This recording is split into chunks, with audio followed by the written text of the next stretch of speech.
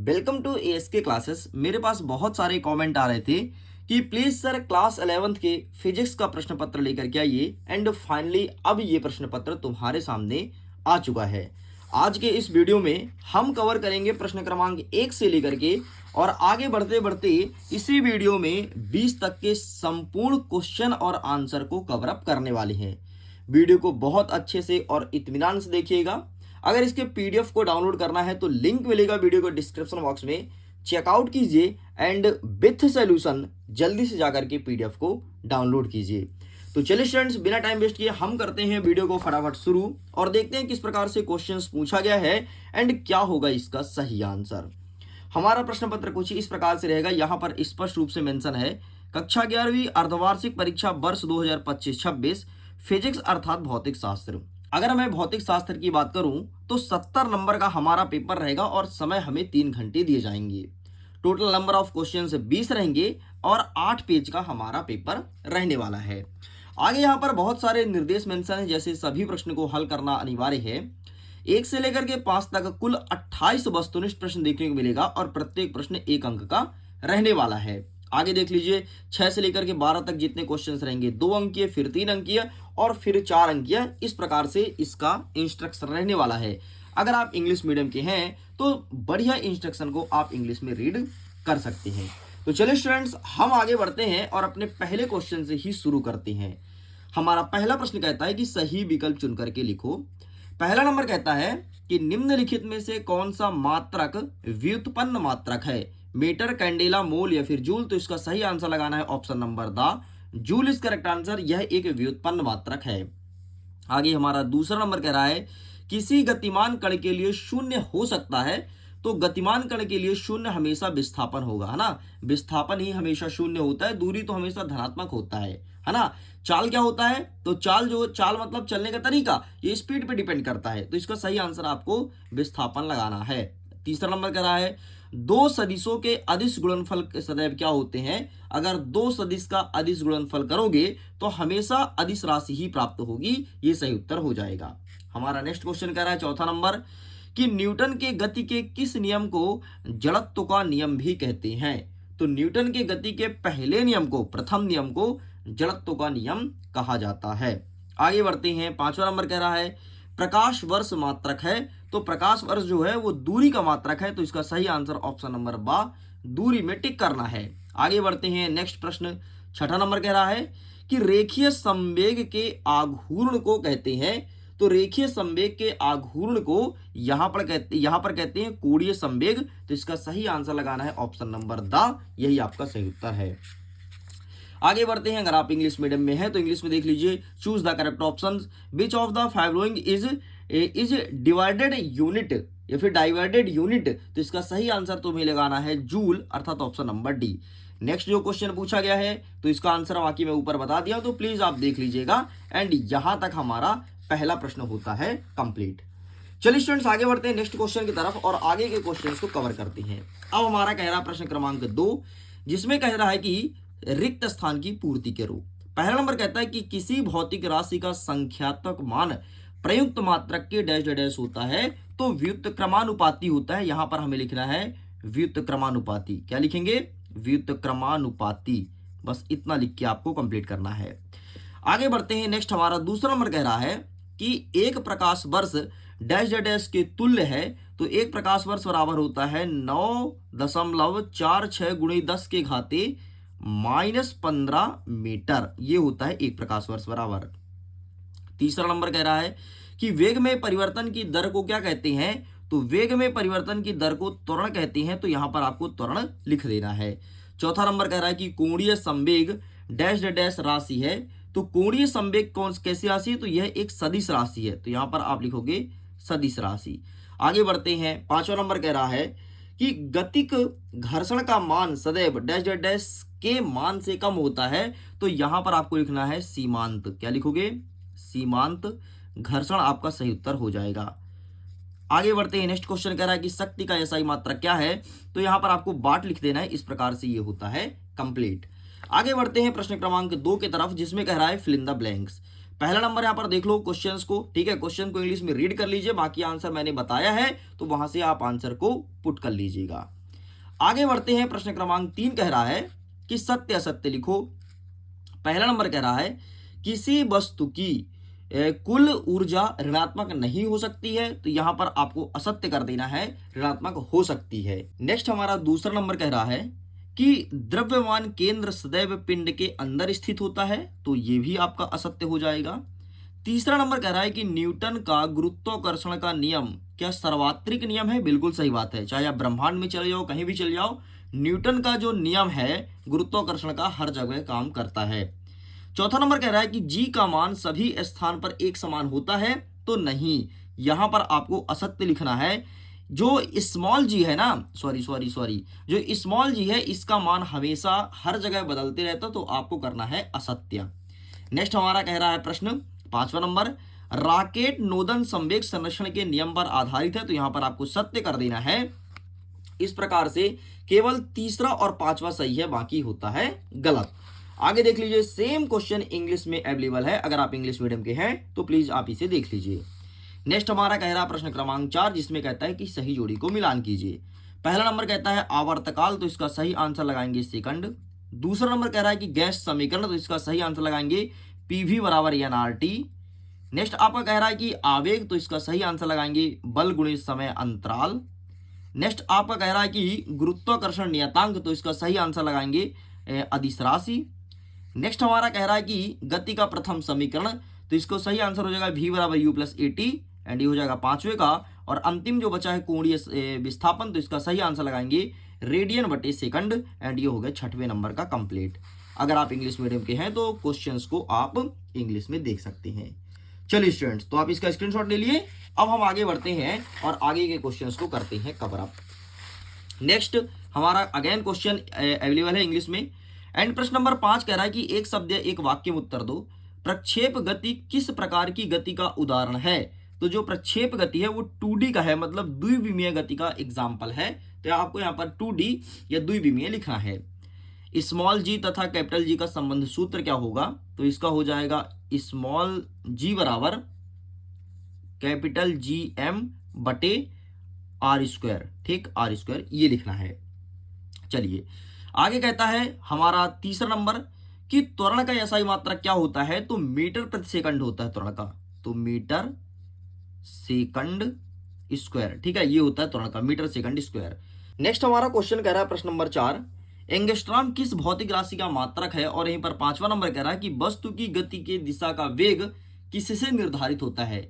तो मैं चाहता हूं इसका आंसर दीजिए आप कमेंट सेक्शन में।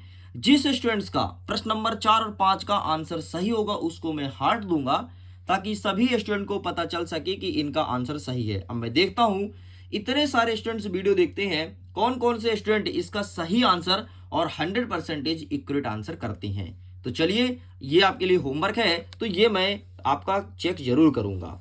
आगे बढ़ते हैं प्रश्न क्रमांक 6 की तरफ। हमारा 6वां नंबर कह रहा है कि टी का मान दिया गया है आपका 2 पाई अंडर रूट एल बटे जी, इसकी शुद्धता की जांच करनी है जहां प्रतीक का सामान्य अर्थ है, और क्वेश्चन इंग्लिश में दिया गया है। यहीं पर इसके अथवा में कह रहा है कि मूल मात्रक और व्युत्पन्न मात्रक में अंतर स्पष्ट कीजिए, ठीक है, और यहां पर क्वेश्चन इंग्लिश में दिया गया है। तो आइए देखते हैं फटाफट क्या होगा इसका सही आंसर। तो सबसे पहले हम देखेंगे ऊपर वाले का आंसर, और ये रहा है आपके सामने ऊपर वाले का आंसर, ठीक, तो आप इसका स्क्रीनशॉट ले लो, ठीक है। आगे बढ़ते हैं, नेक्स्ट जो मूल मात्रक और पूछा है आपके व्युत्पन्न मात्रक में अंतर, तो ये रहा, तो आप इसका भी स्क्रीनशॉट ले लीजिए। आगे बढ़ते हैं, नेक्स्ट हमारा 7वां नंबर कह रहा है कि वेग और चाल में अंतर स्पष्ट कीजिए, यहीं पर अथवा कह रहा है कि दूरी और विस्थापन में अंतर स्पष्ट कीजिए। तो आइए देखते हैं वेग और चाल में अंतर और दूरी और विस्थापन में क्या अंतर हो जाएगा, और आपको लिखना है 2 अंतर, क्योंकि ये क्वेश्चन आपके 2 नंबर का है। तो ये रहा तुम्हारे सामने विस्थापन और दूरी में, और नीचे रहा वेग और चाल में। आगे बढ़ते हैं, नेक्स्ट प्रश्न नंबर 8 कह रहा है कि बंदूक से गोली चलते समय पीछे की ओर धक्का क्यों लगता है, ठीक है, और इसी के अथवा में कह रहा है कि क्रिकेट का खिलाड़ी तेज से आती गेंद को पकड़ने के लिए अपने हाथ को पीछे की ओर क्यों खींचता है, ये प्रश्न पूछा गया है। तो आइए देख लेते हैं प्रश्न क्रमांक 8 का सही उत्तर क्या हो जाएगा। तो ये रहा है आपके सामने आंसर, ठीक है। सबसे पहले हाथ पीछे की ओर क्यों खींचता है, तो यहाँ पर आंसर अवेलेबल है, बढ़िया बाकायदे स्क्रीनशॉट ले लीजिए, ठीक है। और नेक्स्ट क्या कहता है, चलाते समय ना, तो ये रहा 7वें नंबर पे लिखा है। ठीक है, तो आप इसका भी स्क्रीनशॉट ले लीजिए। आगे बढ़ते हैं। नेक्स्ट प्रश्न नंबर 9 कह रहा है कि कार्य ऊर्जा प्रमेय क्या है, इसे सिद्ध कीजिए जबकि बल एक अचर राशि हो। और यहाँ पर अथवा कह रहा है कि संघट्य से क्या तात्पर्य है बताइए। ठीक है, एक्सप्लेन करना है कि क्या होता है संघट्य। आइए पहले देखते हैं हम कार्य ऊर्जा प्रमेय, फिर हम देखेंगे संघट्य। तो ये रहा है आपके सामने कार्य ऊर्जा प्रमेय। ठीक है, तो ये चुपचाप लिख करके चले आना। ठीक है, स्क्रीनशॉट। ठीक, एंड ये आपको लिखना है।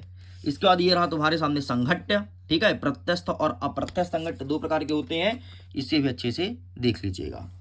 ठीक, संघट्य से क्या तात्पर्य, इतना बस पूछा ना, तो ये बाकी मैंने दोनों दिखा दिया, साथ में था। तो चलो भाई, तो प्रश्न क्रमांक 9 तक होता है कंप्लीट। आगे बढ़ते हैं। नेक्स्ट हमारा कह रहा है प्रश्न क्रमांक 10, और 10वां नंबर कह रहा है कि जड़त्व आघूर्ण से क्या तात्पर्य है, इसका SI मात्रक और विमेय सूत्र बताना है। इसके अथवा में कह रहा है कि छोटी डोरी के सिरे से पत्थर बांधकर घुमाना लंबी डोरी की तुलना में आसान होता है, क्यों? ये प्रश्न पूछा है। आइए सबसे पहले देखते हैं प्रश्न क्रमांक 10 का उत्तर जड़त्व आघूर्ण का, फिर हम आगे बढ़ते हैं। तो ये रहा हमारे सामने जड़त्व आघूर्ण वाला। प्लीज आप इसका स्क्रीनशॉट ले लो, और छोटी डोरी वाला ये रहा, तो आप इसका भी स्क्रीनशॉट ले लीजिए।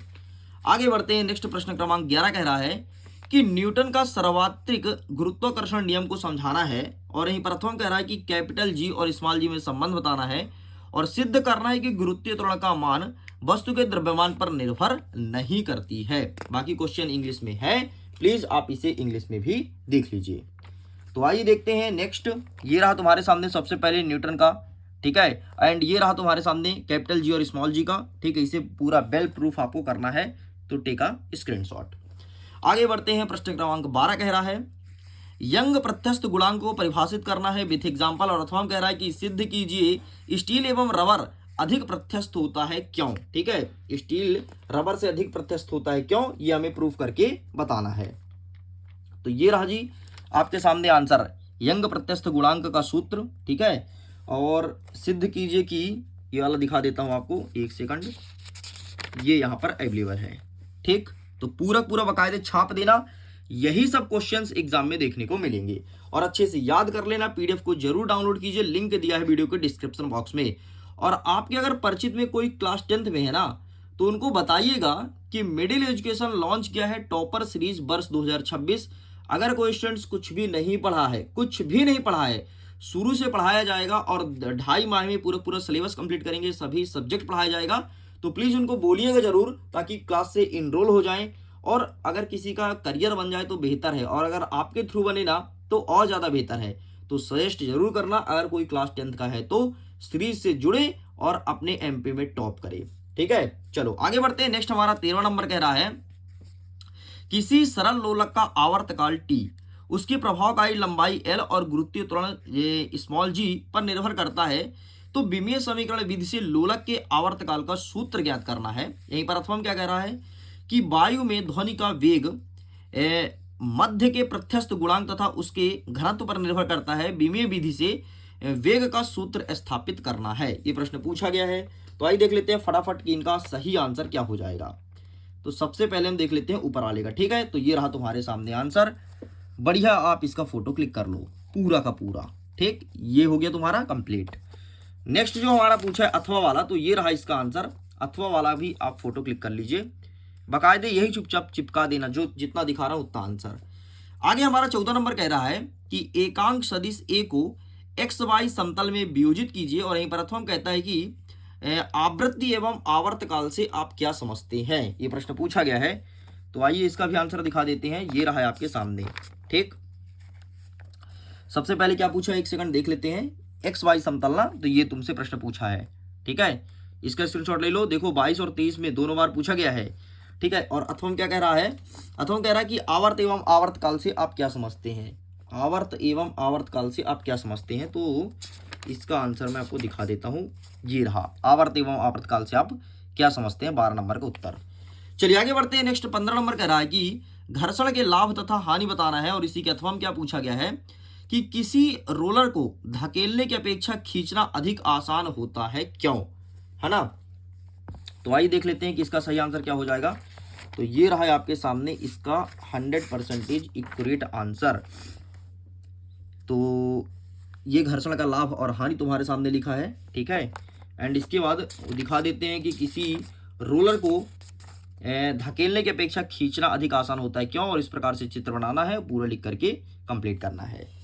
आगे बढ़ते हैं। 16 नंबर कह रहा है कि सिद्ध कीजिए कि क्षेत्रीय प्रसार गुणांक रेखीय प्रसार गुणांक का 2 गुना है। ये प्रश्न पूछा गया है, तो आइए देख लेते हैं फटाफट इसका भी सही आंसर क्या हो जाएगा।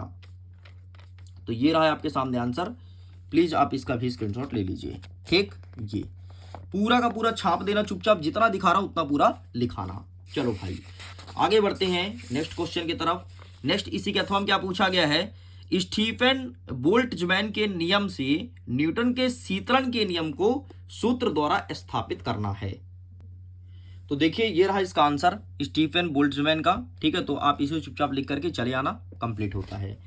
आगे हमारा 17 नंबर कह रहा है कि सिद्ध करो कि सदिश का योग क्रम विनिमय नियम का पालन करता है। और अथवा कह रहा है कि प्रक्षेप गति किसे कहते हैं, क्षैतिज के साथ थीटा कोण बनाते समय ऊपर की ओर फेंकी गई पिंड के लिए हमें उड्डयन काल बताना है, अधिकतम ऊंचाई क्या होगा ये बताना है, और क्षैतिज पारस बताना है।